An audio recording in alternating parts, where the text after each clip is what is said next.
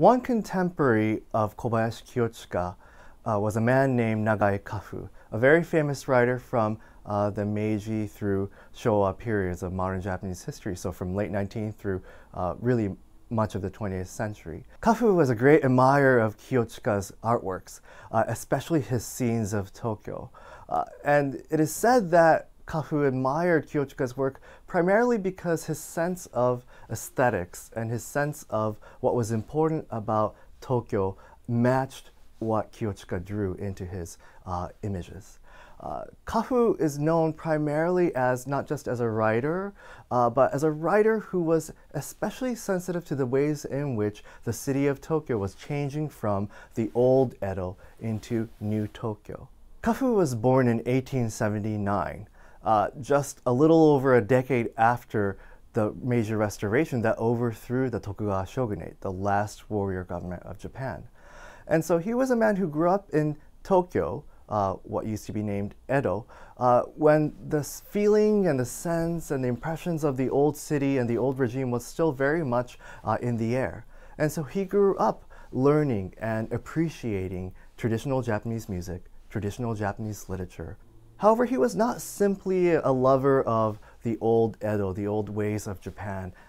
He wasn't simply someone who was nostalgic. He was, in fact, someone who was also fascinated with Western culture and art, especially French literature. He was a lover of the writer Émile Zola, for example. And he became the professor of French literature at Keio University, one of the premier private universities of Japan founded by none other than Fukuzawa Yukichi, the major introducer of Western knowledge to Japan in the mid-19th century. And before he became a professor at Keio, Kafu had in fact spent about 5 years, first in the United States and then in France, ostensibly to serve as a banker in a Japanese bank.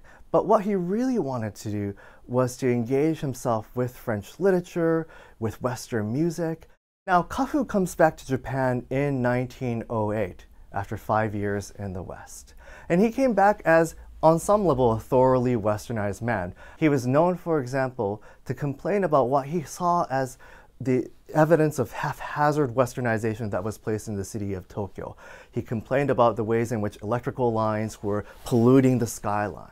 And he talks about this especially in a short story that he wrote in 1908 and published in 1909 called A Song of Fukagawa.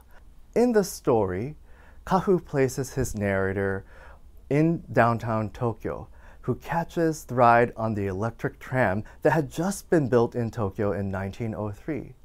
And as the narrative goes through the city of Tokyo, he looks at the scene and complains about the way in which various new Western-style architectures are built.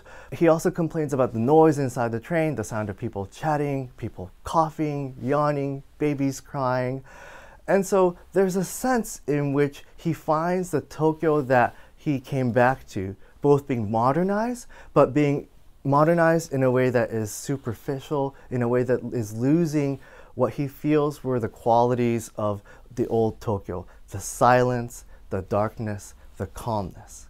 Towards the end of the story, Kafu's narrator goes all the way to Fukagawa, which is in the part of Tokyo that is known as Shitamachi, or Low City. Shitamachi is the part of Tokyo that was known at the time of Kafu and to this day as the part of Tokyo that is seemingly still preserving some remnants of traditional Japanese culture, especially that of the Edo period.